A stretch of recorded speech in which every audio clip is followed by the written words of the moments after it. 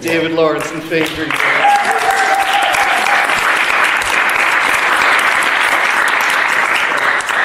Together, Faye and David have contributed to Disney's High School Musical 1 and 2, Life with Judy Garland, Me and My Shadow, Teen Beach Movie, and Holidays. The song Stick to the Status Quo was featured in the best-selling CD of 2006. My daughter was 8 in 2006. I heard this song. Mine too. It continues to be performed all over the world, and as a riff on that title, topic today is Don't Stick to the Status Quo, how to stand out in entertainment. David Lawrence, Bakery. Hi, everybody. Thank you for coming in the middle of all this craziness of your work and all that. You should follow on what he just said about don't stick to the status quo and stick to the status quo. I think maybe as a way to start, because of when they first talked to us about the lyric and how Disney misinterpreted what we were trying to write in the first place. Well, what they wanted was a song about sticking to the status quo. They wanted a song that was about everybody doing the same thing, and that's what we wrote.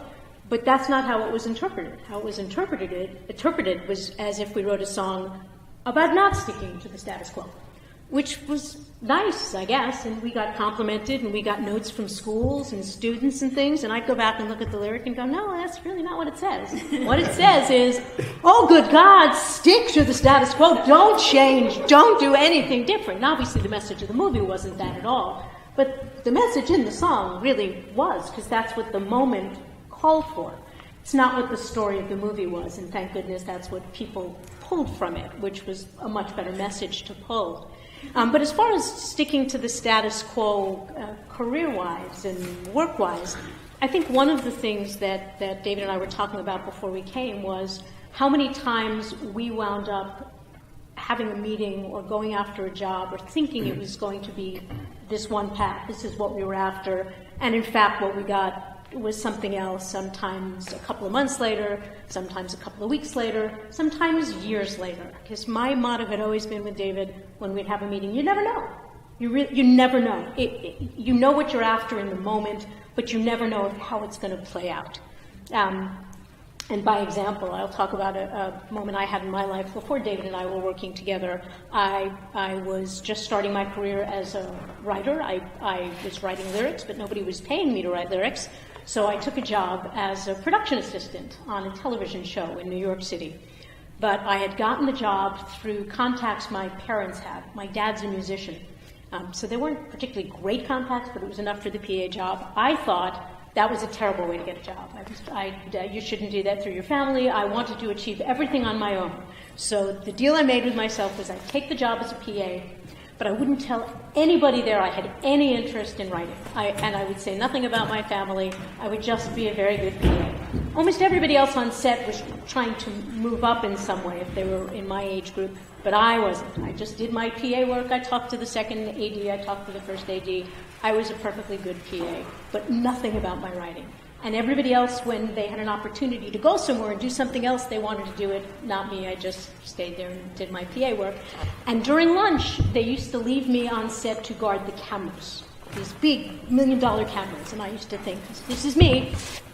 Really, if anybody wants something, they're just going to push me down and take it.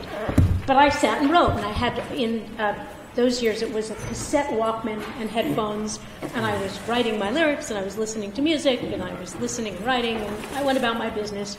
About 4 weeks into the shoot, I had been doing some work in the morning when I was guarding cameras, and I got a call, please go up to the producer's office. And they never wanted to see me, so I figured it was probably something bad. But it wasn't. It was I had left my cassette recorder by one of the cameras, and the hairdresser found it, and the hairdresser listened to the cassette to see if he could find out whose it was, and it had songs on it.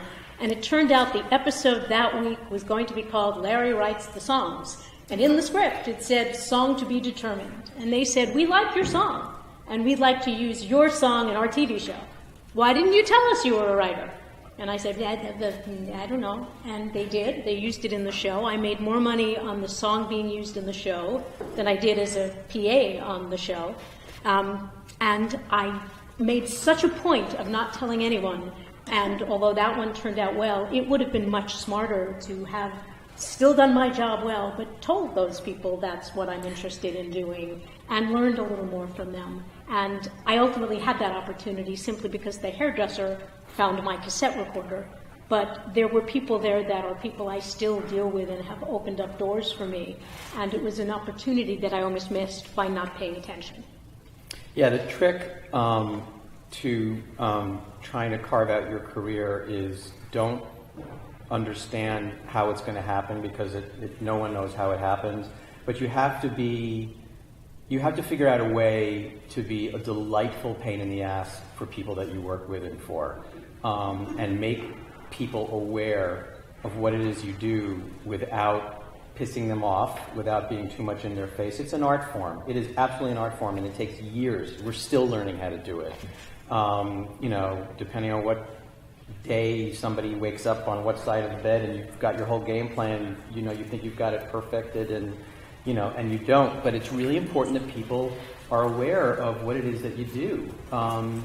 It's just crucial. And at the same time, we were talking about it a couple of days ago in Professor Seller's class, is to always try and be as ready as you possibly can. I mean, Faye had this song, unbeknownst to her, was ready to go, and it was just this great serendipitous experience. But for most of us, including Faye and me, you kind of have to be on 24-hour call, even if you don't think you're ready. You just constantly have to just keep perfecting your craft.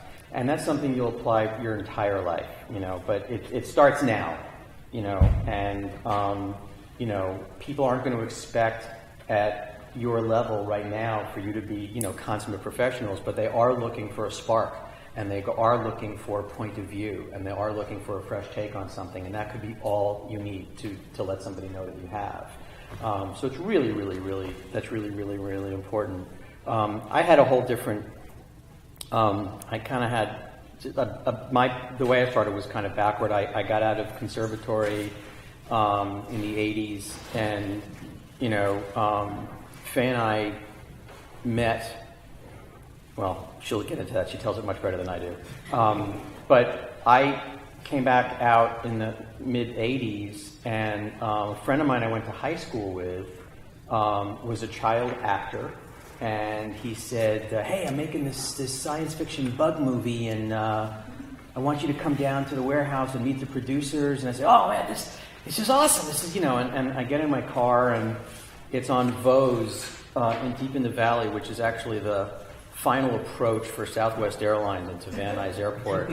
So the entire interview was like, and you couldn't hear anybody. And I have like this romantic sort of thing that I'm going to meet with the producers, and I'm get this whiff of jet fuel, and nobody can listen to each other. And they said, well, we didn't have money for cows, so we bought these carpets, but they look like dead cows, and it's going to be great. And I was sort of like, my fantasy was just sort of like crumbling before my eyes, and then they showed me like footage of the giant mosquitoes who ate all the toxic waste, and you could still see them bouncing on the rubber bands from the special effects guys because they didn't really have enough money to make them fly. But it was my first movie, and I learned an amazing amount on this ultra low budget, horrible mosquito movie.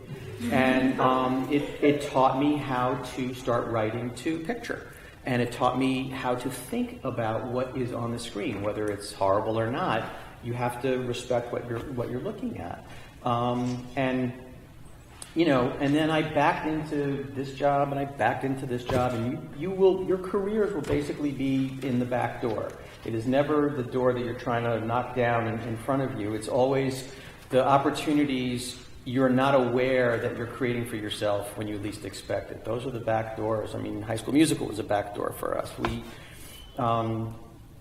Anyway, I'm going to stop blabbing because I'm going to get out of sequence. But it doesn't have to be in sequence. With High School Musical, David had been trying to get into Disney Channel to do Underscore, and he finally got his foot in the door. And he was this would have been the second movie, and it was this movie that didn't have a title yet. The working title was High School Musical, but they were going to get a better title. They said once they were up and shooting. But when he was there taking the meeting, it turned out it was a musical with songs, and all the songs were not done already. He just sort of assumed it was finished, and it wasn't. And David said to them, and he said, my partner and I, because I had said to David before that to please refer to his songwriting partner as his partner, not his wife, because I was terrified that the impression people would have of me, if it was just him there, would be that second or third wife that composers marry who were not lyricists before they got married, but then they get married and they're lyricists. And I had worked too long and too hard, so I said, please just say your songwriting partner. Don't say anything about our personal life. So he said to Kenny Ortega, the director, and the people in the room, he said, well, actually, my songwriting partner and I, we have some songs, and what kind of songs? And he said, well, we write in all different kinds. We have R&B, and we have theatrical, they said. And he said, yes, we've been working on a project with Blake Edwards, which was true. Blake Edwards is a filmmaker who did the Pink Panther series, and he did SOB and 10, and was Breakfast at Tiffany's. Breakfast at Tiffany's and Days major. of Wine and Roses. Was a wonderful filmmaker. But that perked up the ears of the director, Kenny Ortega, and he said, I would love to hear the songs. And he listened to our songs, and he hired us to do the movie.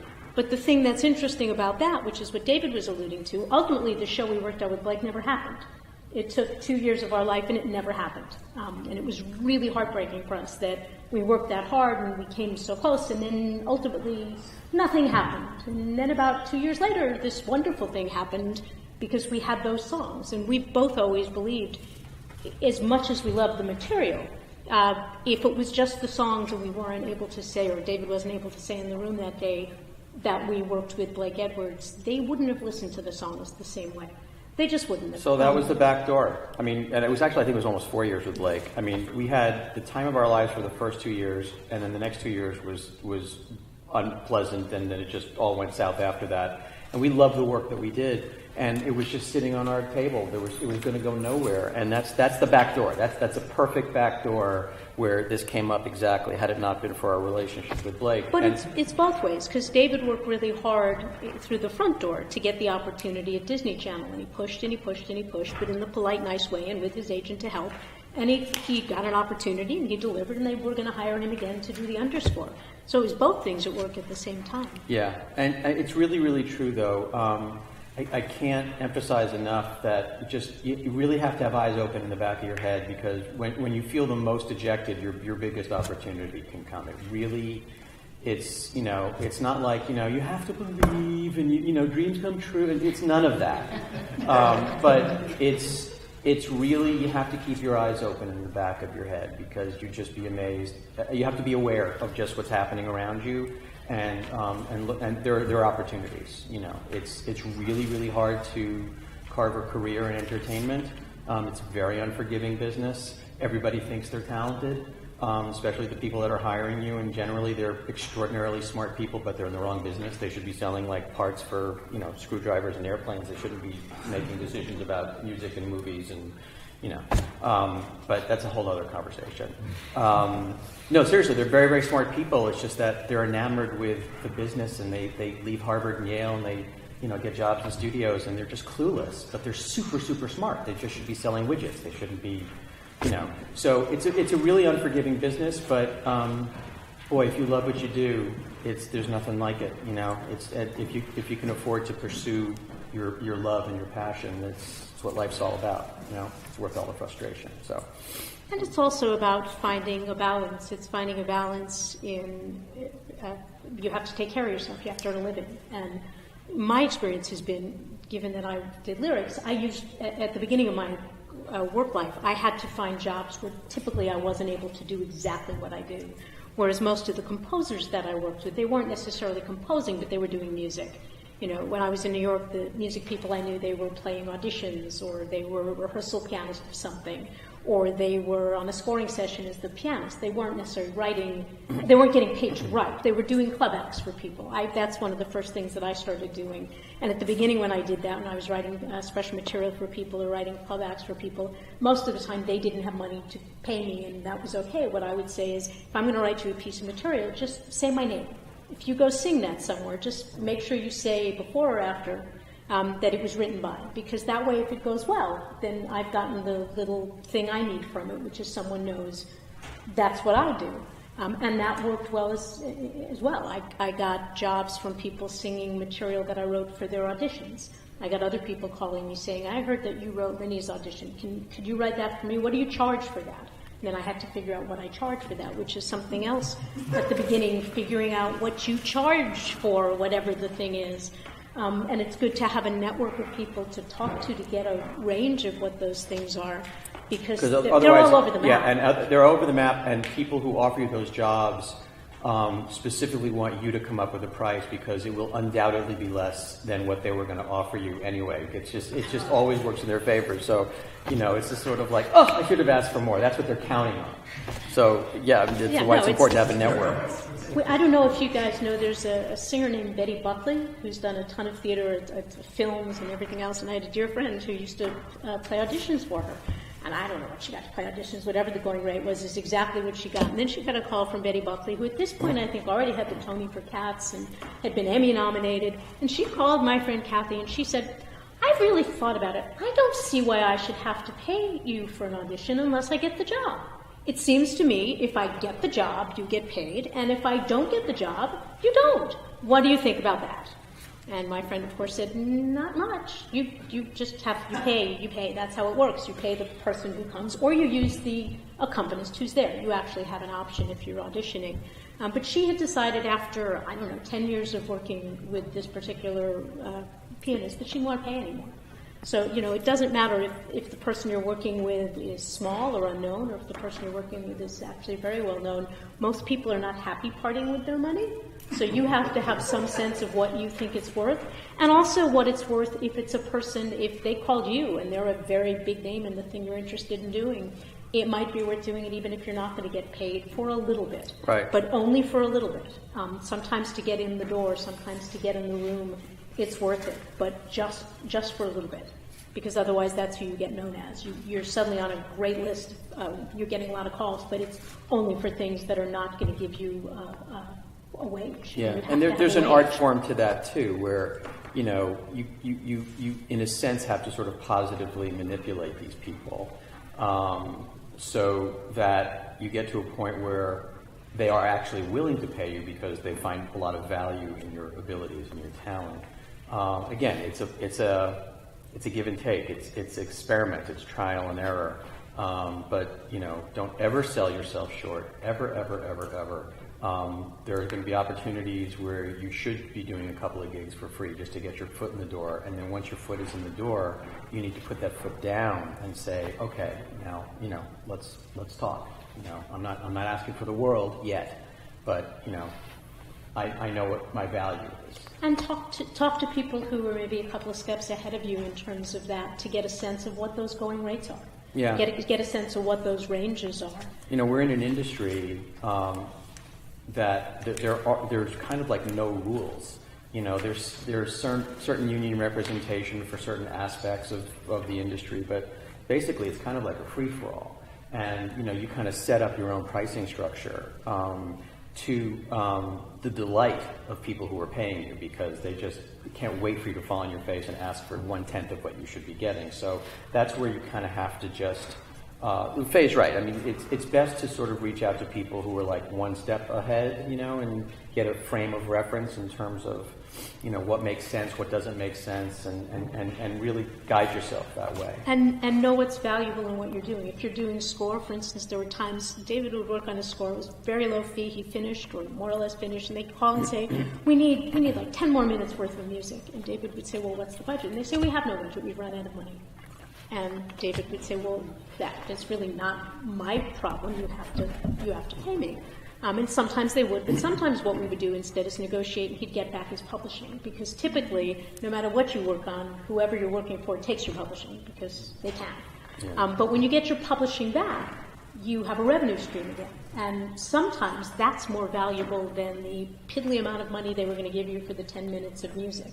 But you have to know to ask for it. You should always ask. If you're a composer or lyricist, you should always ask for your publishing. Expect to be told no, but you should always ask for it. And if they'll give you any piece of it, it's a triumph. Yeah, I mean, I don't know how many of you are specifically involved musically, or as an actor, or as a composer, or as a, it's kind of, our specialty and our experience is in music and production. So forgive us if what we're saying doesn't necessarily apply when we get around to questions, that we can try and get more specific to see if we can help answer any questions you might have. But yeah, I mean, it's kind of bargaining, it's kind of bargaining until you get to a point where, it's still bargaining. Yeah, it's still bargaining. It's still Even bargaining. For us, it's still bargaining. It's still bargaining. We had a call from, we've been working for Disney pretty much nonstop now for 12 years, and 4 or 5 years ago, whatever it was someone who came and worked on the part of the project we were doing for Disney, and remember, it was the engineer, and he was owed money, and Disney was supposed to pay, and Disney said, "I'm sorry, we've used the budget, we can't pay him." And David and I looked at each other and said, we don't have people work for us and not get paid, so we wrote the check.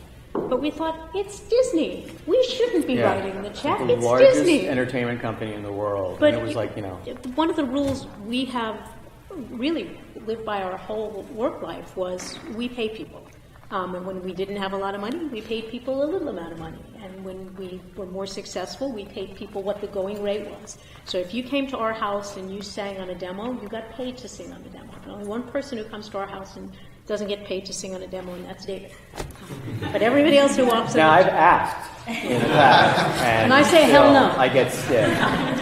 No, but everybody else who comes gets paid. They get paid. Well, you build a foundation of respect, so you feel that there is a mutually understood session that's about to happen, and I expect a certain level of excellence, and I can't pay you what you're worth, but I can certainly pay you out of respect because you are an incredibly talented person, and when we can pay more, we will. And that's a really, really important thing for all of you. You're all going to need help in something. You're going to need somebody to help augment your sphere. And sometimes, if it's somebody you know really well, ask a favor. But don't ask a lot of favors, because that comes back to bite you. It's really important to give people that you're working with a sense of real self-worth, and also you're respected as well. It's really important that the people you really ultimately want to make you better, that you afford them respect financially, as well as the attention that you're giving them. That served us very well over the last 25 years. It makes a big difference. And we really, it's the simplest thing in the world. We just do for those people what we want everyone to do for us. Right. It's really no more complicated than that. And if you're short on cash and you make a great pasta, then you cook for them. We did that too early on. We would, I made a great pesto sauce, so I would make pesto when I was sitting down to dinner, and so in lieu of payment, but we would just sit and get fat after the session. But it's whatever you can do to sort of ingratiate people. It's a very collaborative environment that you're all interested in pursuing, and it's best to nurture that environment as best you can, because as you get more and more successful, and the stakes get higher and higher and higher, you will have a real sense of what it is to be collaborative with people, and people will gravitate towards you.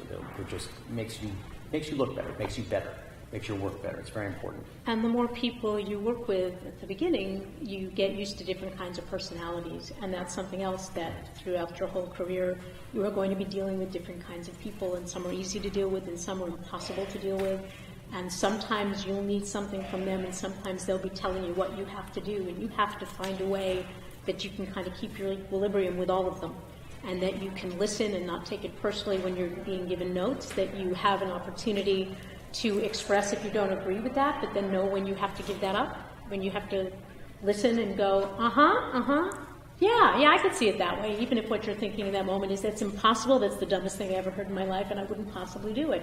And then sometimes stand up for yourself, not that you argue you won't do it, but explain why you think that maybe there's a better way to do it. And after you've explained that, if the person you're working for still said, nah, I really want it this way, then you smile and go, oh, great. And sometimes you do that and it comes out better, and often you do that and it doesn't. But it's what they want, and that's okay because you've been hired to do that. And then when you have an opportunity to work on something that you haven't been hired to do, that you're just doing for you, you just do what you feel is right. There will be opportunities, that you'll have to create for yourself if you get to a point where you just really want to express something without notes and without somebody having 1,200 opinions. Then it's important to carve out time to express yourself even if nobody hears it or nobody, whatever. It stimulates your brain and recharges you for the next chapter of your career. It's really important to continually challenge yourself. Faye and I, basically the biggest challenges to our sort of for our artistic sensory system were jobs that were not jobs. They weren't jobs that paid us. We would sit down and we'd come up with an assignment that we would impose on ourselves and just have an enormous amount of fun with it, just to sort of get your brain thinking objectively again. And I remember like 4 years ago, I was working job after job, and each job I had like 7 sets of notes and 12 sets of notes and 30 sets of notes, and by the time I finished, it was just wallpaper music. There was just like nothing special anymore. And Faye read in the LA Times about this choreographer who's starting a ballet company, and she said, you should call this woman. She's young, she's up and coming. I'm going to interrupt. Said in the article that she had just had a very successful piece done, and Maria Newman, who is either Randy She's one of the sisters of, and she's a local composer, and she had written music that was performed live for the ballet. And I said to David, call. She works with live people. Call. You're live. And it was completely open forum, and it was for no money, and it was some of the most creative work I have done in years. And it was sort of like Diaghilev and Stravinsky on a much smaller scale, but we have continued to work on projects together that are just very stimulating, and they generate no money, but artistically, it's so important for my brain. I would cherish the opportunity. So actually, in fairness, they generate a teeny bit of money. But it's important to keep your chops, whether you're a performer or, again, I don't know what you're all interested in doing, but whatever chops mean to you, it's important to keep them honed and sharpened all the time, even in the middle of frustration and just or writer's block or whatever block. Always look for ways to keep stimulating yourself. It's really essential for an artist. Really, really important. And it's equally important to have a life. It's something we always talk about, that you have to find balance. And obviously at the beginning, when you're looking to start your career, that's going to look different than it does 10 years in or 20 years in. But if you're not experiencing life, if you're so focused on work that you're not interacting with people and you're not having experiences, you're not hearing other music, and you're not reading a wonderful book or seeing an incredible scenery or incredible movie or whatever it is that excites you and thrills you and challenges you in some way, because I don't think there's anything quite as depressing and exhilarating at the same time as going to see something where someone, if you're a composer, the music, if you're a lyricist, the words, an actor, the acting, does it so well that your first thought is, I'm never going to do that. I'm never going to be that good. But then you have something that you're aspiring to. Even in the moment we're thinking, no, there's no, well, maybe there's a little hope. Maybe there's a little hope. But you have to have a life. You have to deal with people. You have to experience things, or you have nothing to pull on. You have craft, which is essential, but you need to attach that to feelings, and you need to attach that to life and living. And the only way to do that is to actually be in the world living and interacting with people and experiencing highs and lows and all those things, putting yourself out for something. When David said he called Melissa, what he was able to do, and it was great. He went on the internet and just tried to find a contact number. I think it was the agency or something like that. But what he did when he made contact, he said, I want to take you to lunch. I want to take you to lunch because I want something from you.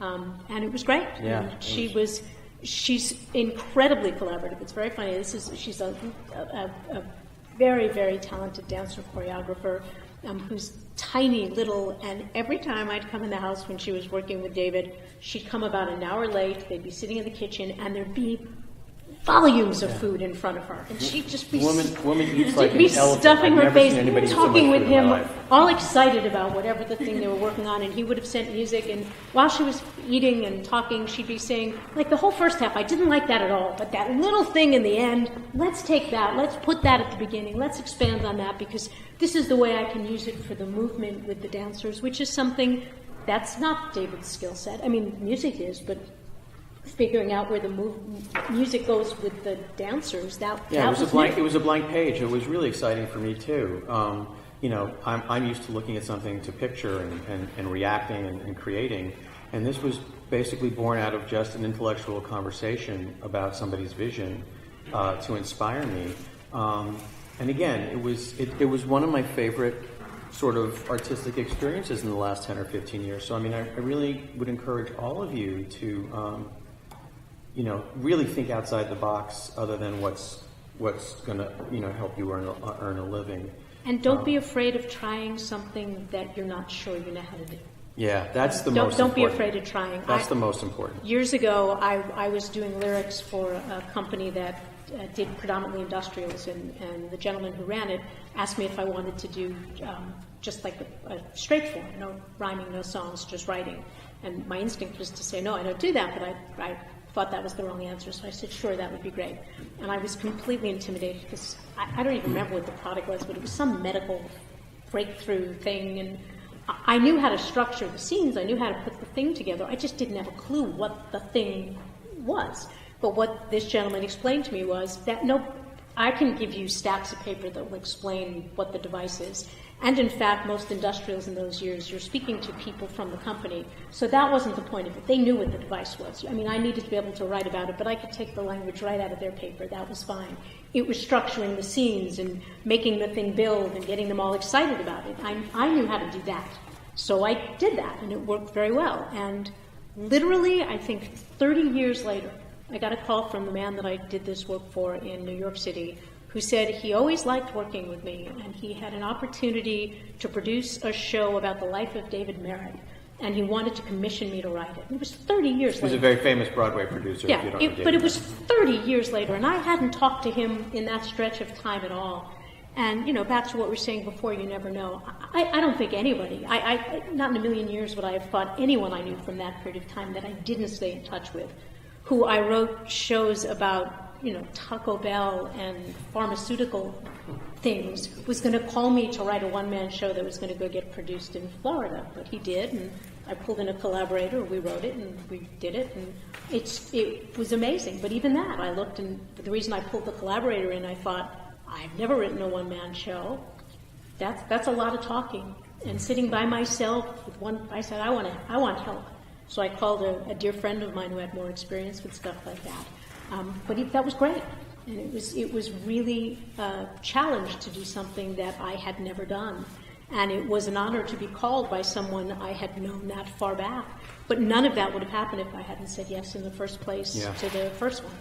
Yeah, it's important to sort of overcome those fears. I remember, like, the first time I had a real orchestral job with a real orchestra in a real studio, and I shat myself because I didn't sort of like, I think I know how to do this, and I studied this, but so what that I studied it? I mean, oh my God, what am I gonna, and you just push yourself. You just push yourself, and, you bring plenty of extra clothing, so whatever, it's just, you just get through it.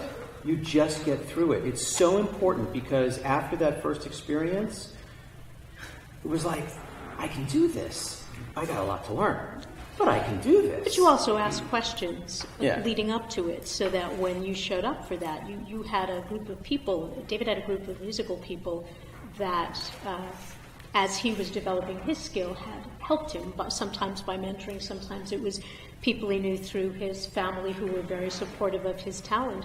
But when he first did the orchestral stuff, you called some of those people. Oh, yeah. He would call and just ask a specific question. How do I notate this? Or is this the right way to notate this? Yeah. And everybody that had watched him come up was absolutely thrilled to help. But he was aware enough of the learning curve to not be afraid to ask. Don't be afraid to ask. Much better to ask before you show up for the recording date than to be standing there and go and have the violinist say, well, what does this mean? Because then you've lost them. There's this, it's a famous story sort of like in the biz, but do you guys remember the Star Trek Next Generation shows? It came out in the 90s, and now it's rerun all the time now, but it was the first major revamp of the original Star Trek series in the 60s. And it was really, at the time, Patrick Stewart, it was a great cast, beautifully done, full orchestra, Paramount Stage M. I mean, it was top-notch stuff, and really fabulous composers. The first one was Dennis McCarthy. And then Dennis, after a couple of years, went on to do other things, and they brought in this other guy who was a friend of Dennis's and some other people, and he was a good orchestrator and a decent composer, and I'm not going to mention his name. And so he goes to the spotting session, which is when you look at the music with the director, and I want music here, here, here, blah, blah, blah, blah, blah. And a week later, you're supposed to come back in front of the orchestra, and you have your 30 minutes of music, and then the show airs 2 days later, right? So you record, okay. So composer shows with his music, and he conducts this cue, and the director goes, oh, that's really lovely. And he conducts this cue, and he goes, that's really great. And he conducts this cue, and that's really great. And the director goes, all right, let's get into the second act. And the composer said, well, that's all I brought for today. And the director said, what? He said, that's all I could get done. That's all I brought for today. And they were stunned. I mean, they went back into the library, and the music editor went nuts. And, okay, so you figure, they said, well, you have to have everything done. This is how we work in television. He goes, all right, yeah, I understand. Okay, And they gave another shot next week. Same thing. And that's what happens when, first of all, you're a freaking idiot. Second of all, that's when you ask, how do I do this? Who can help me here? I will help you later. This is a big job. This is a major job. It was a top 10 show. But 2 weeks in a row. And they said, well, what are we doing for Act 3? He goes, well, I don't have anything for Act 3 or Act 4. Actually, this is all I could come up with. So, I mean, you have to really, no matter how scared you are, and I guess this was his way of dealing with fear. He just kind of shut down. I mean, it's like a famous story in town. It's like, Jesus, what are you thinking? But people would kill for that job. But he should have asked. And, he could have been bailed out by, there's a bunch of guys that, that this is a very collaborative town, if you surround yourself with the right people. But it's really important to just ask, how does this work? How do you do this? It's very, very, very important. And I think at the period in your careers where you guys are, if you can have a group of peers that you trust, people that are doing the same thing you're doing, and that sometimes you'll be in competition with, but that you have enough respect for each other and trust for each other that you can be a support system. That's an incredible gift. That there are people that you'll come across at this point in your careers that are above you in terms of what they've accomplished, not necessarily their talent, but where they are in their career. If they show any interest in you, stay in touch with them. Or if you meet them somewhere, ask if you can stay in touch with them. If you can go work in their studio if you're a composer, I don't know what everybody does, but if you can be with someone who does the thing you want to do and you can learn from them. You can learn things to do, you can learn things not to do, but if you can be balancing those two things at this point, the people that you trust, that you sort of move up with, and people who are already elevated, you will be so much better at everything you do. David and I were talking, and maybe we should start, because we haven't played anything. I don't know if we want to play some songs. I don't know, time frame or questions, or how I don't want to... But let me tell the quick story, and then maybe we could use that as a reference point. We had written a song that we really liked. It was on spec for a project, and the project didn't happen, but we really liked the song. We did the demo, and we liked the demo. We thought the demo went well, but we thought there was a bigger arrangement, a better demo to be had. And so we redid the demo with a much more lush orchestration and a much more polished singer, and we did good. It came out really, really good. And then we played it for a friend of ours who's a colleague. or we played the first one, I guess is what happened, and he said to us, "Oh my God, that's magic." And we said, "Oh," because we played the wrong one. He said, "What I like about it," and everything he liked about it is what we try to fix. And when we went back and listened to it after he spoke to us, we realized we're idiots. Everything that was good, we took out, and we fixed it into being something that was nowhere near as good. Yeah, it was bland. It doesn't take long. But it was somebody we totally trust. So when he said that, we really listened. It wasn't just somebody talking. It's someone whose opinion we value. And I can't think of anything we've written where at some point we haven't played it for somebody, who we think of as a peer, just to double check. I mean, we obviously have each other to go back and forth, but sometimes you listen to the same verse or the same chorus 500 times. You don't know what you're listening to anymore. You can't. And so you call somebody else who you trust and go, okay, does this build right? Is this right? Does this make sense? I have a built-in gift, though, because, we built a studio facility where we live, and her office is around the corner, and I generally work with all the doors open until I make a lot of noise and mixing and people come, so I don't drive her crazy in her office. But I generally like to keep the doors open, with the dogs coming in and out, and just don't feel claustrophobic, and so it's just kind of open. And, I have an in-house best editor because I'll be playing something that I'm looking to picture, and I'll just hear from around the corner, "It's Days of Wine and Roses. Change the first 3 notes." And I'll go, "No, it's not." She goes, "It's Days of Wine and Roses. Don't argue with me. Change the first 3 notes." So, and this has been going on for like 25 years. And rarely she will come in. It's just the voice dances into the studio. She goes, "That's Star Wars. Reverse it." No, French horn from when Luke does the thing. It's the same exact thing. So I have this gift where I get a little sort of petulant in the first 10 or 15 seconds, and I go, "Damn it, she's right." And then I invariably change it, and the piece is always better. And in fairness to him, it's never exactly that. It's just, I always say to David, if whatever you're writing, I sail into some other song from listening to it, right, change that. Right. It's never the same. It's No. It's just similar enough Yeah. where I'll go, if I'm doing it, somebody else is going to do it. You don't want that. Yeah. You don't want someone listening to your music and all of a sudden they're singing John Williams. You don't want that. Yeah, I mean, I was finishing the sequel to Descendants for Disney a couple of weeks ago, and I had this one line with this string orchestra is going doesn't matter what it was, but the head of music at Disney, who's a very dear friend of ours now and a musician, brilliant guy, said, "Okay, do you have a copy of Rondo a la Turk?" I said, "Yeah, I do. It's a famous jazz piece." He said, it's a 7-minute cue. So it's like, just that one thing, I think we're getting a little close to Rondo a la Turk. And I listened to it and I went, it's not, but I can absolutely see his point. I can absolutely see, because, the original piece is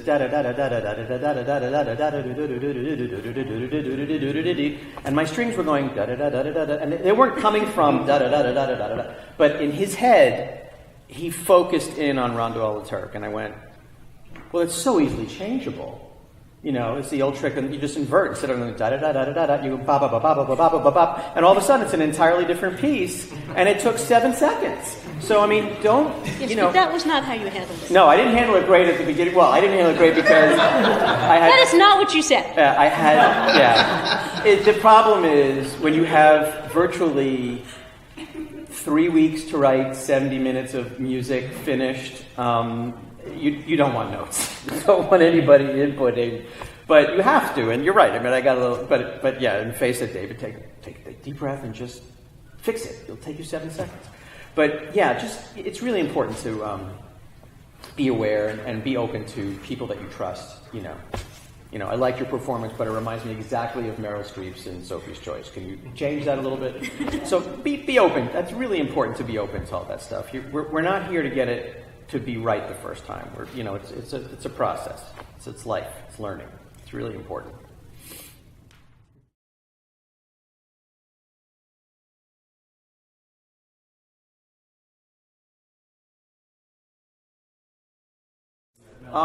When I first started out, I was writing these 9 to 12-minute ballads because I thought the music was, just it had to be. And then I met Faye, and that pretty much changed overnight.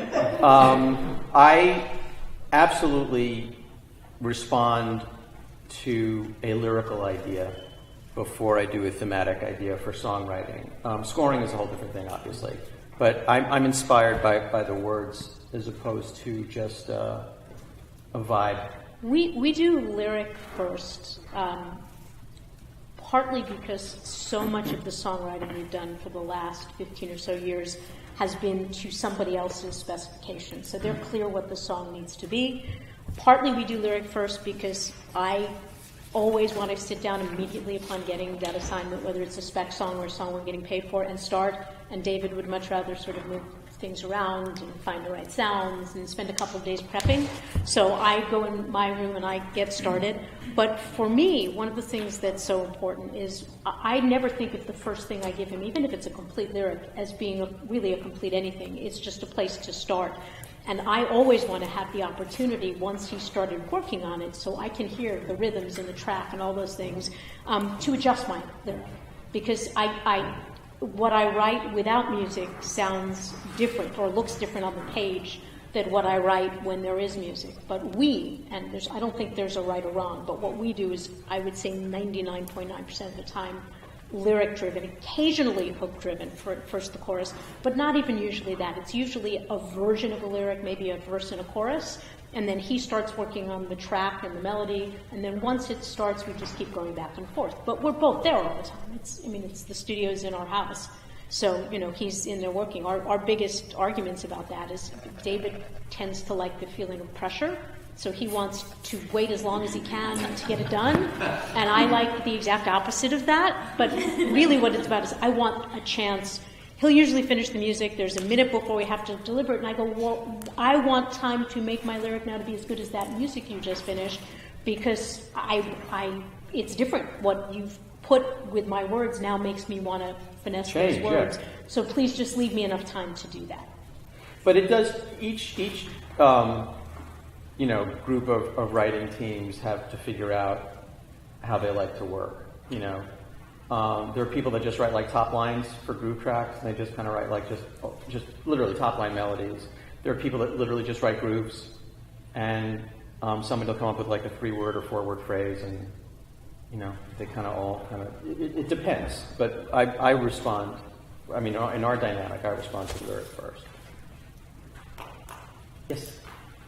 What are some kind of troubling trends that you see in the business, specifically for people that are getting into the business now, either on the business side of it or the writing side? Anything to look out for as you're getting into business now?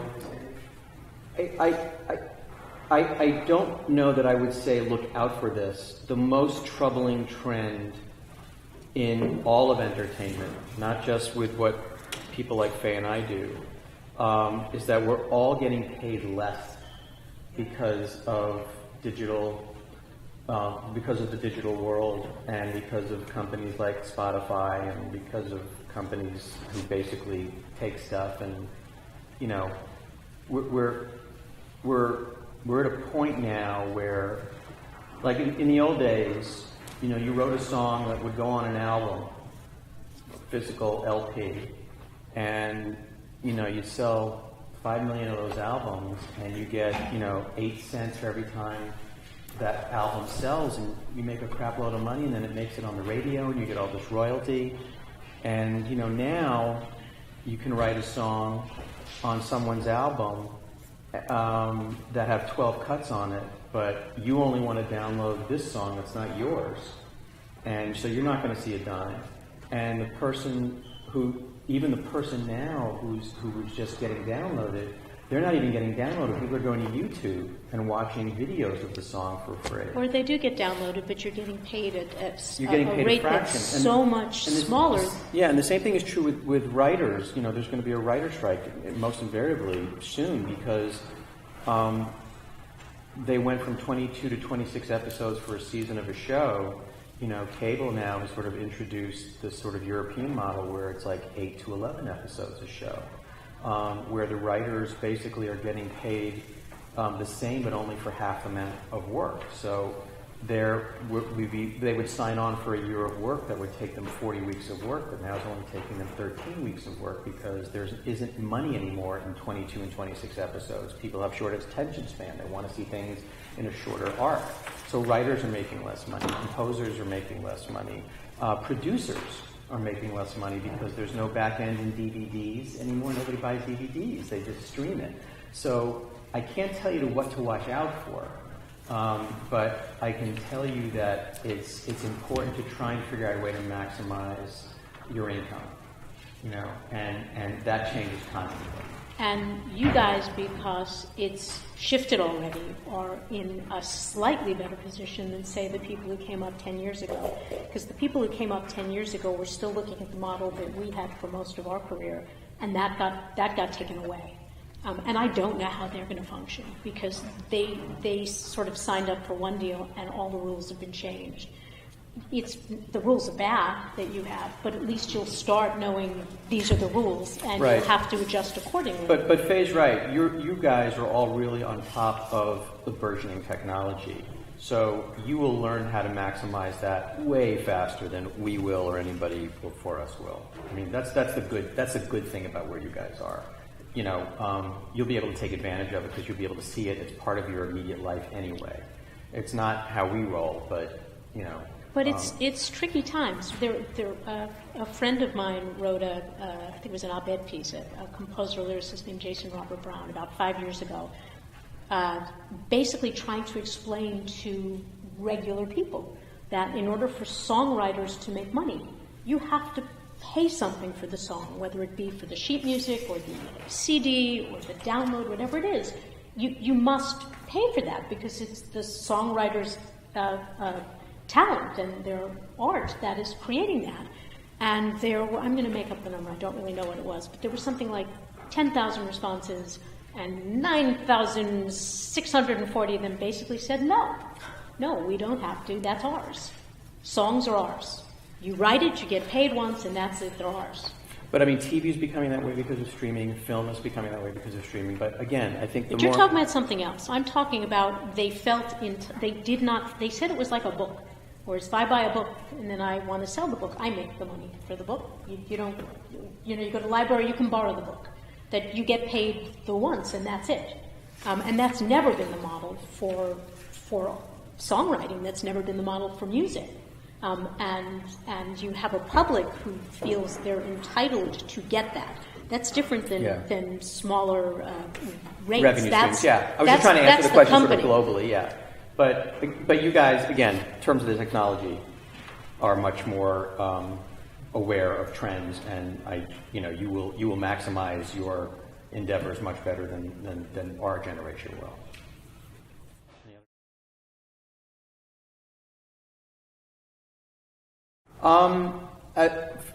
Yes, if you're writing the songs for them, you have to be aware of their ranges.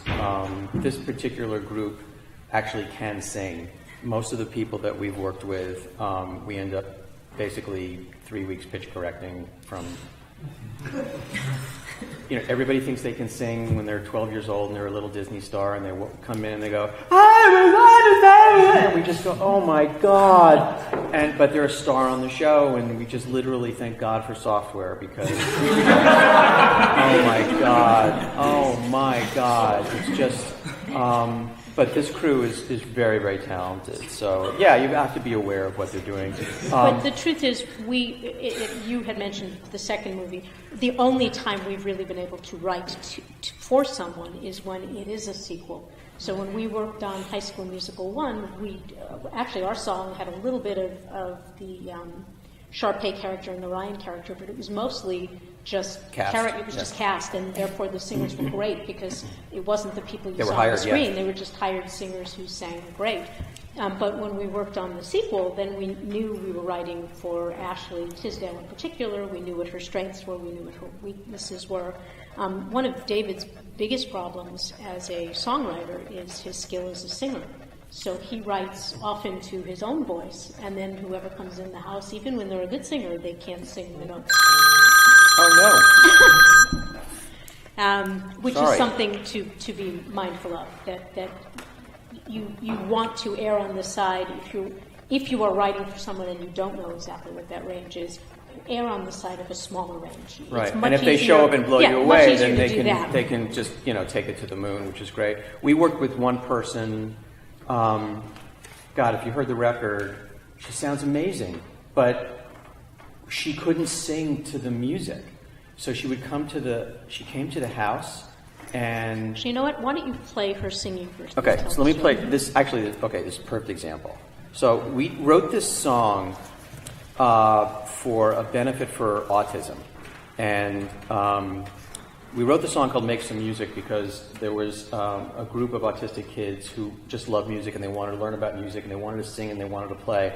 So we wrote this sort of like anthemic song called "Make Some Music," and we brought in Drew Seeley, who was the original voice on the first High School Musical. The guy who just sings his ass off.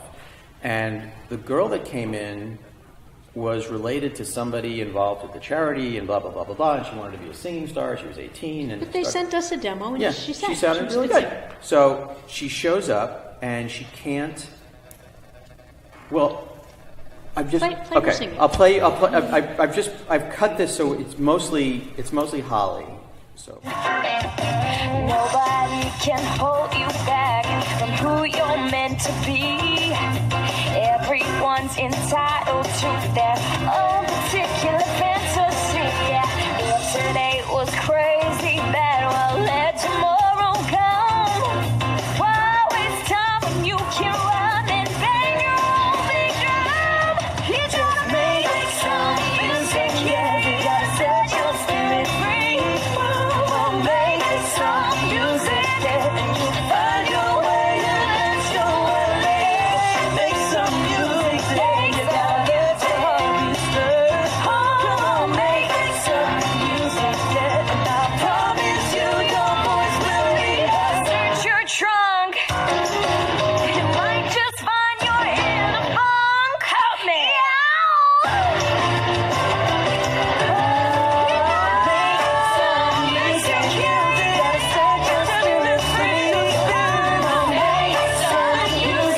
so she's wailing, right? She sounds really, really great. So she comes into the studio, and the track's all done, and Drew's done, and we already recorded the kids, and it's time for Holly to come in. And starts the song, and her first line is,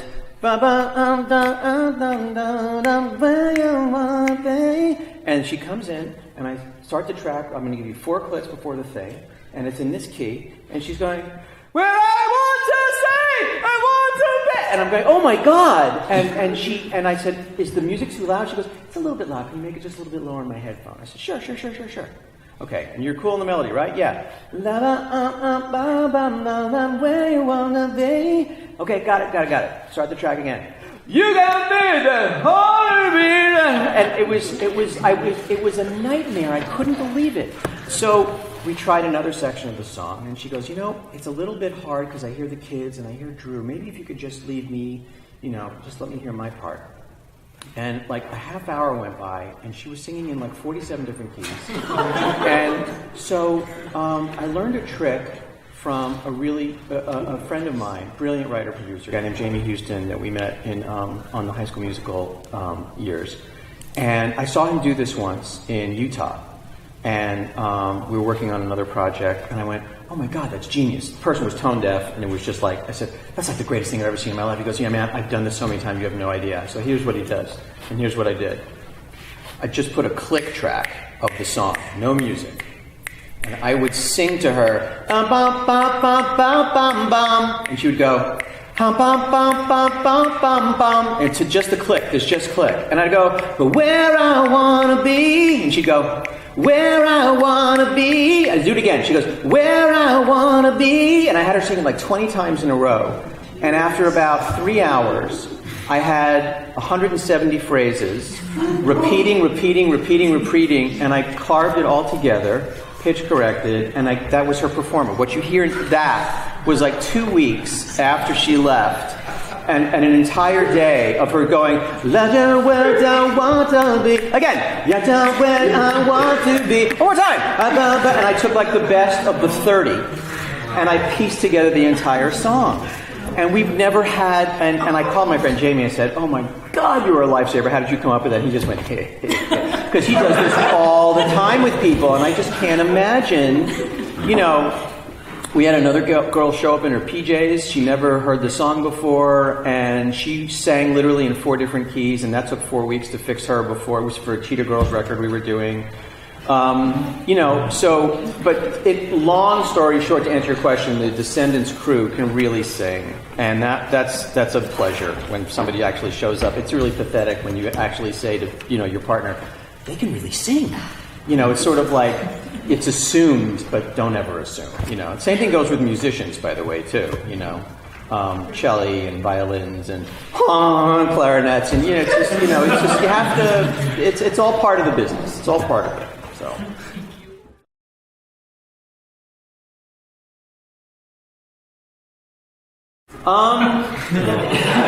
Okay. I use 2 go-tos religiously. Most of my core editing I do in Digital Performer. It's really outstanding voice and pitch correction.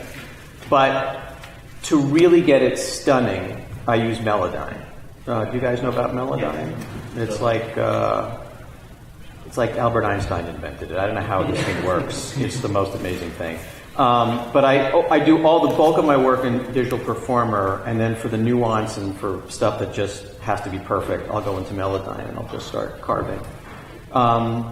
And I'm going to interrupt for a second. If you're in a session, like David's talking about, one of the things, because it's almost always a time crunch in a session, and we so often work with young people, something that he would occasionally make a mistake with, it's a 12-year-old in our house, it's a 13-year-old singing, and it's not quite right, and he'll say, "We're going to move on. Don't worry. We're going to correct it. I have the pitch correct." Well, I don't say it that way. No, but that's exactly what you say. That's exactly what you say.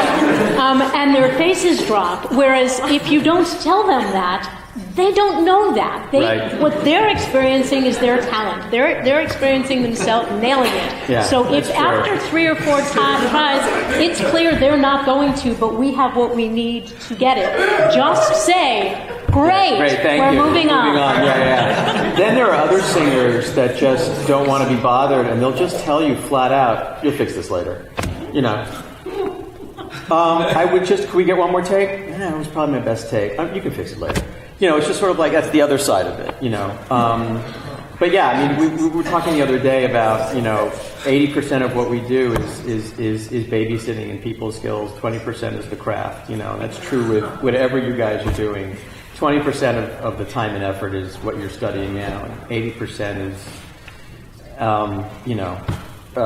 tranquilizers and Dramamine and, motion sickness pills, and just try and deal with these inane people that you cannot believe you have to deal with. But it's all part of it. That's kind of what makes this business so interesting and fun and frustrating, but fun.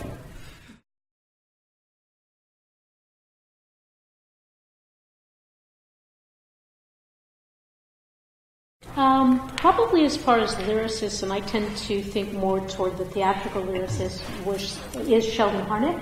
And I have met him, and I in fact correspond with him a little bit. He's one of the most extraordinary talents I think that has been produced in lyrics, because what he does seems like you're talking. It reads like someone talking, someone who speaks beautifully, but not like it's rhyming or has form or structure in any way other than simply expressing these deep, wonderful feelings, except when you read it, it's beautifully structured with internal rhymes and everything else that you could possibly want in a lyric. And I don't think he has ever gotten he's enormously successful. He wrote Fiddler on the Roof and She Loves Me and Fiorello, but I don't think he's held up in the same way some others, probably because his most significant partnership, which was a composer named Jerry Bach, they stopped writing in 1970. So everything comes before that. But he's as talented a man as he is, He is a lovely, lovely human being. And in one of those silly moments in life, I had written a children's musical, a family musical with collaborators in New York. And Sheldon and his wife sat on the board of that particular theater. And they came to the opening. And I was standing with my colleague, Mike, the composer I work with, not David.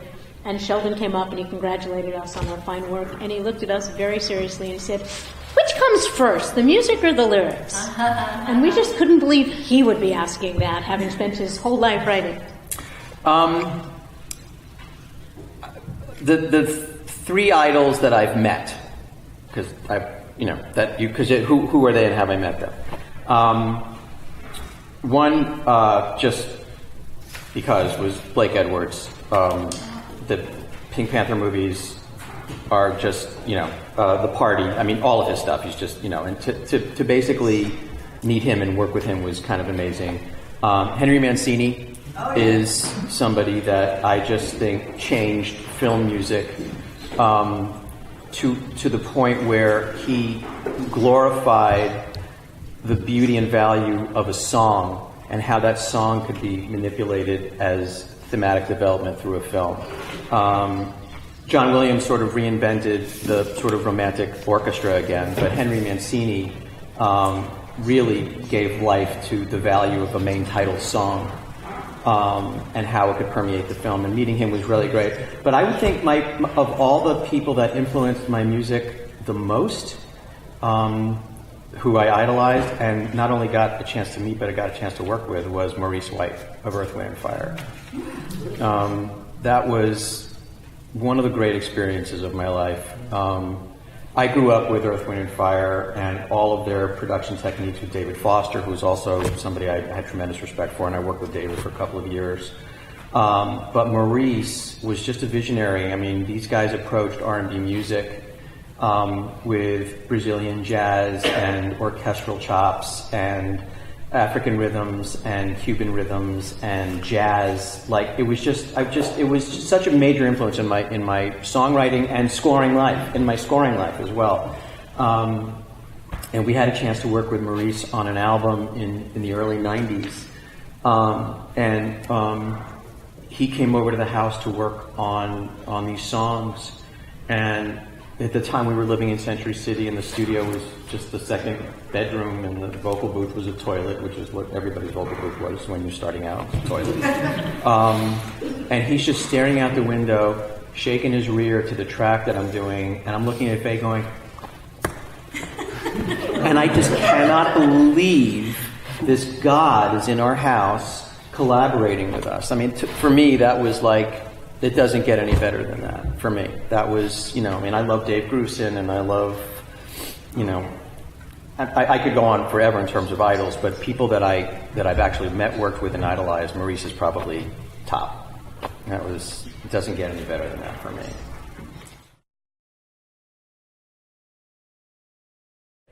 We were asked to submit a song for the High School Musical. They said they're going to be filming now, but it doesn't look to be happening. It's certainly not happening now. And we got a call from the music supervisor, who is the one who always gives us our instructions, and he said, "This is what we're looking for. We want a song that's going to be a 40s dance tune.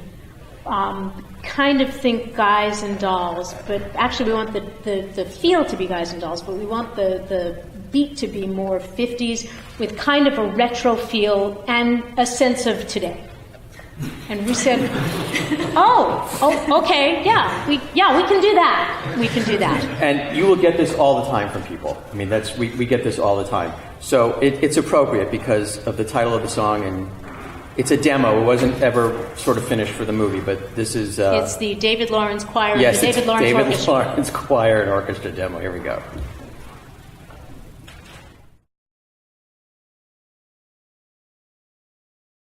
There's something about you that's irresistible, something I can't define.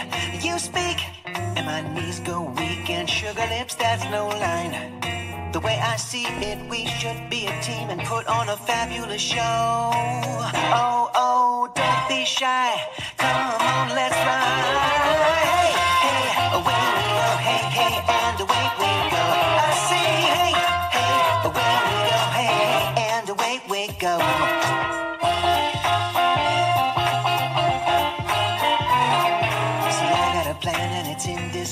careful sweeping you off your feet.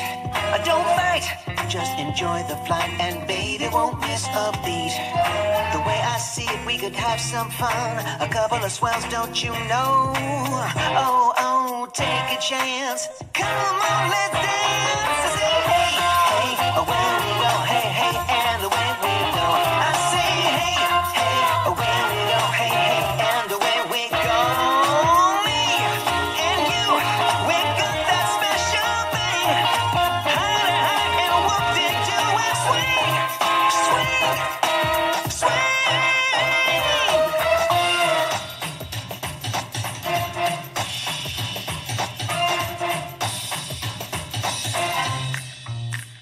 I say, hey, hey, away we go. Hey, hey, and away we go. I say, hey, hey, away we go. Hey, hey, hey, hey, and away we go. Hey, away we go. I say, hey, hey, away we go. We go, we go, we go, away we go. We're out.